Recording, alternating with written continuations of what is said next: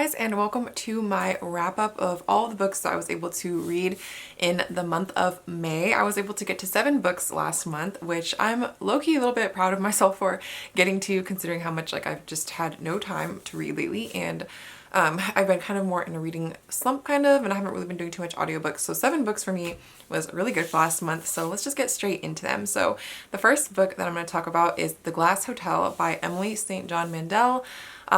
This book I checked out an ebook of through my Libby app on my local library, and that one I gave 3 stars to. So I had read her previous book, Station 11, which follows like a Shakespeare troupe performing troupe through like I forget what it was, like a pandemic or something, and I really enjoyed that book, so I had high hopes for this one. But this book was just very different. Like, I would say if you enjoyed Station 11 and you were going into this book, don't expect like the same type of thing at all. I did enjoy her writing, which is the reason why I gave it 3 stars, but the story I just didn't really enjoy as much. Her writing I really enjoy, and that's what helps keep me like interested in still reading the book. In this book, we're following kind of 2 big events that are interconnected, and one is this Ponzi scheme and another is this woman who disappears from a boat at sea. And we're following this brother and sister, and they're kind of like, first starts off like just getting some of their backstory before we even get into either of these events. Like, I would say those events kind of happen a little bit later on into the book. While as far as being super memorable, the characters, I feel like it's so-so. The book in general, I feel like isn't super memorable, and I probably feel like give it a couple more weeks and I'm gonna remember it even less than now. Like I was saying though, I really enjoyed the writing, so maybe the story just wasn't for me. None of the relationships or characters I was too invested in, so I just overall felt like it was kind of forgettable and not a super strong storyline, although there's a lot of stuff going on. I don't know. It just wasn't my favorite book from her. But I will definitely be open to reading other stuff she comes out with in the future to see if I feel the same way or if it was just Station 11 that I like. Next, we have a book duology. I finally completed the last 2 books that are available right now in the Grishaverse series by Leigh Bardugo. So in this series, we are there's 2 books. King of Scars is the first, and then Rule of Wolves. These books are so beautiful underneath the dust jackets. Like, I just have to show you guys what they look like. So this is underneath the dust jacket for King of Scars, and then the one for Rule of Wolves has a little bit of a different color to it. It's more on the like purple burgundy side with the silver foiling instead of gold. And so this is them. And then I really need to take a picture of them together because they're really both just so pretty as book covers. I ended up giving both of these books 4 stars. Now, I can't really say too much about these books because it will definitely spoil things that happened in the previous 6 of Crows duology and the Shadow and Bone trilogy. As far as King of Scars goes, we do definitely follow perspectives of people from the previous books in the series, previous characters that have been mentioned before, and I really did enjoy this one. But I will say, when I was going into Rule of Wolves, I was a little bit intimidated because it is a very large book. I actually got both of these as audiobooks through the Audible app. I restarted my Audible subscription so I could have them because I know this book being so long is going to take me a while to get through, and it would be easier if I had the audiobook available to me. And I just have to talk about one of the characters that is in this book that we get to see more of that was in previous series is Zoya, and I just love her so much, and I just feel like as a character she's become one of my more beloved characters from the series, and I definitely just grew to love her more in this book. And it was fun to see specifically in Rule of Wolves characters that popped up. I won't spoil anything, but characters that were popped up from the previous series that we hadn't really seen so far yet. And so yeah, overall I really enjoyed them, and I'm sad a bit to be done with all the books that are available to me in the Grishaverse from Leigh Bardugo, but I think there's going to be another 6 of Crows book coming out eventually, but who knows when that's going to happen. But I am proud of myself for having actually completed all of the books in the series this year, because that's like 8 books or so I read within the matter of like 2 months, and I'm someone who's notoriously bad with finishing and completing series, so I'm proud of myself for that. Next, we have actually another book that's part of a series, and that is Gilead by Marilynne Robinson. So I had purchased this book, I don't know, maybe like a year or 2 ago, and it's been sitting on my shelves.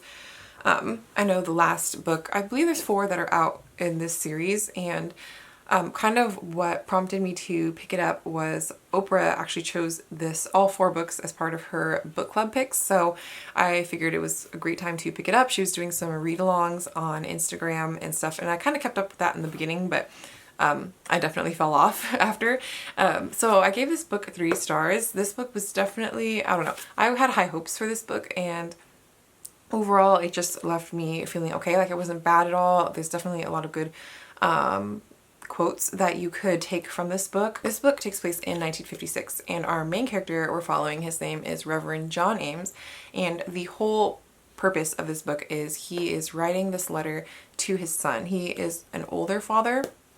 I forget specifically how old he is, but pretty much he knows that he's dying, he doesn't have much time to live, and his son is very young. I think he's around like 6 or 7, so he wants to leave this record behind so that he can give his son like his backstory, everything on his life, things that he would have said to his son had he been able to be there when his son was an adult. Overall, I'm just not sure how I felt about this book, because I feel like there were some really beautifully written parts, but there were a lot of parts that were just straight up boring as well, and that just lost my interest completely. I don't know if it's something I just need to try rereading again at a different time or what, but I do actually have all of the books in the series, or I have like the next 2. I don't have the final one. So I'm going to go on to the next book and then kind of see how I feel, to see if I want to keep continuing on with the series or not. I believe the next book follows other people kind of set around the same town.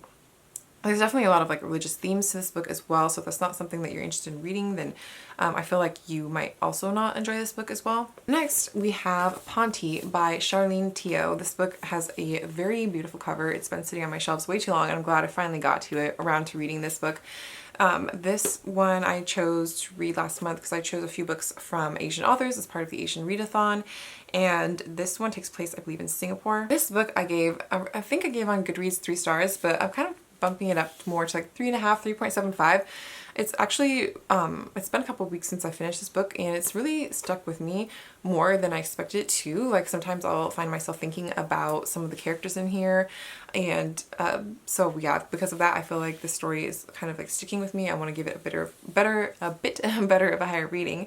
And so we're following 3 different perspectives in this book. We're following 16-year-old Sue. She is living in Singapore with her mother.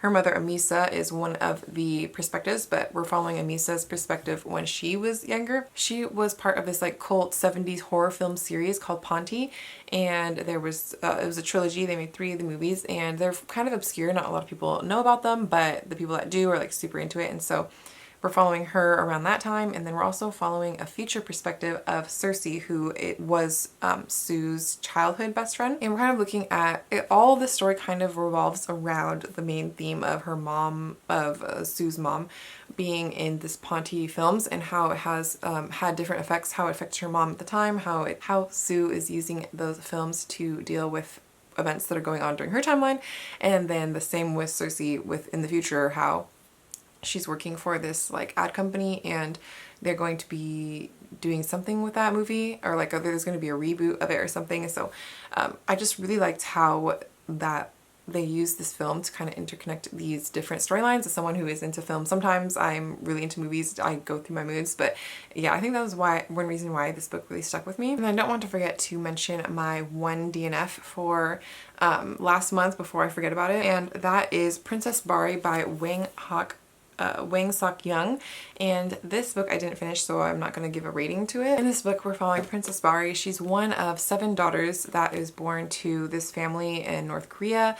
Definitely she feels that because her parents wanted a son and they ended up with 7 daughters. We're following her escape from North Korea and the journey from there to China, from China to London.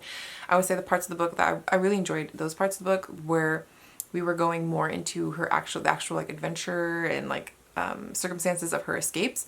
I feel like those parts were really interesting. One of the things of her storyline is that she has this ability to be able to, when she massages people's feet, to be able to see what's wrong with them, to be able to see things about their past and things like that. And while that part was interesting, I guess there would be these weird like abstract surrealist scenes, very dreamlike, and for me that's not something that I'm like super into reading, and I found myself getting bored in those parts, and they were pretty lengthy, so I ended up DNFing this book probably around halfway into it. I just didn't really want to force myself to continue to read it when I was honestly just wanting to skip all those parts, which were actually the majority of them. I liked the more, I guess I'm just not super into so much surrealism type of writing. Like I prefer my stuff to be a bit more grounded, so for that reason I gave up on this book. And then the only other audiobook that I read for or listened to last month was How the One-Armed Sister Sweeps Her House by that one was by Cherry Jones, and I gave this one 3 stars. But I feel like if maybe I hadn't listened to it on audiobook, I had read the book physically or had been paying a bit more attention, maybe I would have given it a little bit more of a higher rating. But like I said, it's really hard for me to listen to and fully pay attention to audiobooks right now, so maybe that's why I gave it 3 stars. But I don't think it was a bad book at all. This was a debut novel, and it's by a Caribbean author. And this book specifically takes place in Barbados. We are following the story of Lala. She lives on the beach with her boyfriend, who she's also pregnant at the start of the novel, where things happen, and I'm not going to give too much away, but he's basically like this petty criminal. And there's a robbery that goes wrong right from the beginning that kind of is the catalyst for all the following events that start. Because this burglary went so wrong, it sets off this big chain of events throughout the rest of the story. Overall, I didn't think it was a bad book, but I just feel like I wasn't fully invested in it because I wasn't paying the most attention to it as I was reading it, unfortunately. And I feel like overall though, like I got the gist of the story and what was happening, so I don't feel like I need to go back and reread it, or like I would get that much more enjoyment from reading or listening to it again. But yeah, I'm not gonna talk about this one too much just because I don't really have a lot of thoughts about this book. So let's go to the last book that I want to share with you guys, and that is If We Were Villains by M.L. Rio. This was a book that I just picked up while I was having a mood reading feeling, and I gave this book 4 stars, which I feel like this book really had the potential to be 5 stars for me if I was a little bit more familiar with Shakespeare. So in this book it's very often compared to, whenever I hear it, to The Secret History by Donna Tartt, which is a book I read a long time ago and I really enjoyed, and I want to reread again in the future soon, hopefully. This is definitely in the dark academia subgenre of literary fiction, kind of. I will say it was good, but not as good as Secret History, at least as far as what I can remember. But it was definitely very readable. Like I checked this book out through the ebook I checked this book out as an ebook through Libby, and it was very readable. I read through it very fast. It took me only a few days, I believe. In the book, we're following our main character. His name's Oliver, and at the start of the book, he is just getting out of jail. He served 10 years in jail, and we don't know exactly what for, but we know that has to do with his time when he was a student at this elite arts college, and him and I believe it was like 6 other students were specifically, their study of focus was on Shakespeare and his plays. He is coming into contact with the detective who is now retired but was on that case at the time, who is just out of pure curiosity and wanting to know, what actually happened. So Oliver is going to tell him the story of what happened now that it's like how everything has happened so long ago in the past. And then us as the readers, we don't know exactly what's happened either, so we're finding everything out as Oliver is revealing it through the story. Like I said before, if I had been a bit more familiar with Shakespeare's works, I probably would have enjoyed this more, because a lot of the dialogue between the different characters, who the main characters that we're following is this small group of students. And at first I thought it would be a little bit hard to follow, because we are following like 7 different people that are all major like players in the storyline, but they all each have like their own thing where it's easy to kind of remember what each person's known for. And like I said, a lot of the dialogue comes from a lot of like Shakespeare plays, so I'm not super familiar with his plays. Like maybe I read bits of a few in high school, so like I said, if I had been more familiar, I think I would have gotten way more enjoyment out of the book, and it would have for sure been a 5-star read for me. But other than that, I didn't really have any major complaints for the book. I really enjoyed it, and I feel like if you do like The Secret History, it is another similar type of book to get into if you're wanting to read something more in the dark academia subgenre. It kind of has inspired me though to want to pick up some Shakespeare. Like I never really have before, but actually picked up I don't even know where it's at right now, but when I went to Half Price Books the other day, The Taming of the Shrew by William Shakespeare, one of his plays that is like heavily what's it called, like annotated or whatever, so that you can actually understand what he's saying. So those are all the books I got to in the month of May. Let me know what you guys read last month, or if you have any thoughts about the books that I was able to get to, and I'll see you guys in the next one. Bye!